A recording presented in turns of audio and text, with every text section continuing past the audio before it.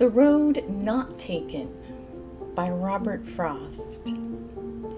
Two roads diverged in a yellow wood, and sorry I could not travel both and be one traveler. Long I stood and looked down one as far as I could, to where it bent in the undergrowth.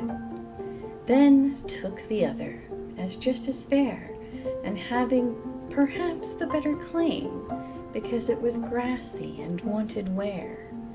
Though, as for that, the passing there had worn them really about the same. And both that morning equally lay in leaves no step had trodden black. Oh, I kept the first for another day, yet knowing how way leads on to way, I doubted if I should ever come back. I shall be telling this with a sigh somewhere ages and ages hence.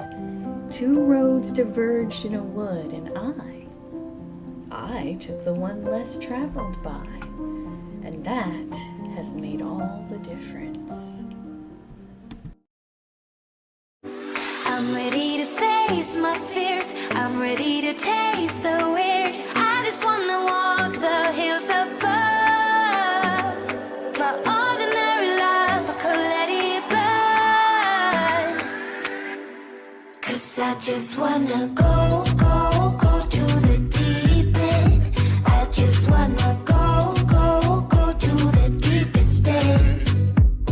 No planning, no stress, and no work, no trying to fix what we have. Just go to the deepest end. Hello again. I am going to sort of promote a book that has kind of changed things for me over the past year. Last year, when I was feeling very discouraged about my career and general life choices and how I do things and just really down, I went to a convention for my profession, and one of the classes I went to during the convention was Live Your Eulogy. And Red Katz was the one speaking, and of course he wrote this book. This is him. Okay, he's a motivational speaker, and he talks about the changes that he went through in his life. And the first chapter is knowing who you are. It's about knowing who you are. Okay, that's the first chapter. And there are steps on making that discovery. And I had that all picked out here. Here we go. So there are 5 steps, he says, to knowing yourself better. The first step is to hit the pause button. Try to get you to know yourself, slow down, is basically the step here.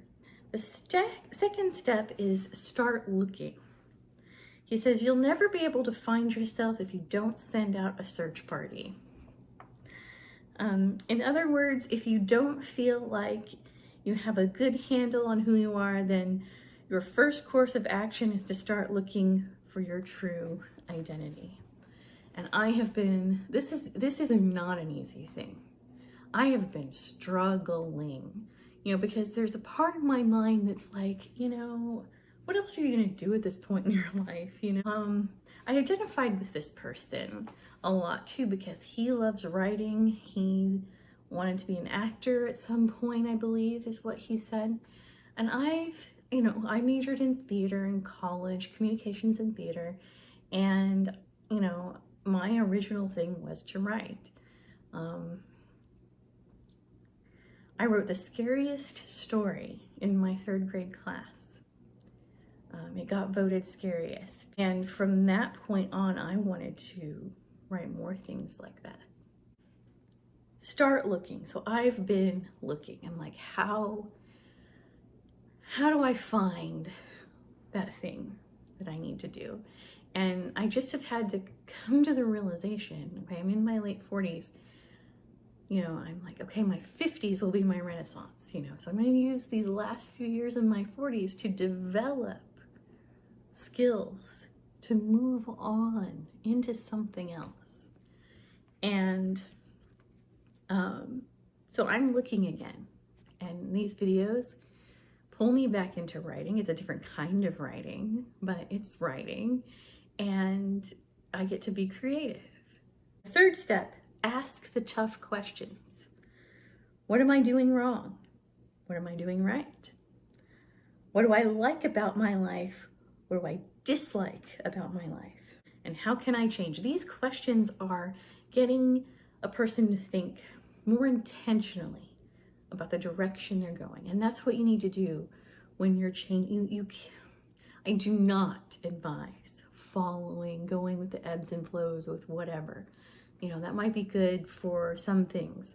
But if there's a specific life that you want, a specific type of life, you need to be doing things intentionally to get to it. That's everything from where you live, the lifestyle, the people you surround yourselves with, the people you spend time with, everything. What you do, what you spend most of your time doing is where things are gonna go. And I unfortunately have spent most of my time in the office at work trying to figure that place out. And it's led me here, which is not totally bad, but it's also not totally good. The fourth step, get educated. Being hungry for knowledge, and then take action. Take the class, read the book, go to a seminar, go on a retreat with a motivational speaker or guru. I'd be walking somewhere, retreating to that dark place, thinking bad thoughts, feeling down on myself, trudging to another dead-end interview for another dead-end job, and I'd see 12 other guys just like me on the subway platform and think, stop it, Red. Stop rewriting the same old scene and the same old story. Scrap it and write something new. I identify with this because I have looked for jobs.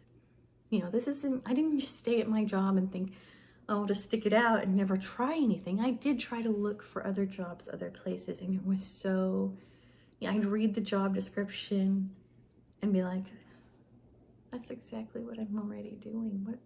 What's the point of going from this company to that company and do the same uninspiring thing? But, my head was like, well, maybe it is, this place. Maybe you don't want to do the job in this place. Maybe you'd be happier doing the job in another place. But I really don't think so. I think it's the job. I don't think it's the place. I don't think it makes any difference where I do the job. I really don't. Live your eulogy. Eulogy by Red Cats. I'll put a link in the description below, and I suggest you check it out. I hope you have a great week, and I'll see you next Wednesday. The poem is ambiguous and actually states that the two roads were similar. The writer may not be so sure he took the best route, or that it truly was the one less taken. He just had to make a decision, and that's all we can do sometimes. Look at our choices and choose the way that feels best for us. We don't know what is ahead, and there are no guarantees. Maybe what I'm saying right now is making you think you should stay at your job that you hate, but what I'm trying to say is that you might as well see where the road not taken goes. Is being miserable really the best choice?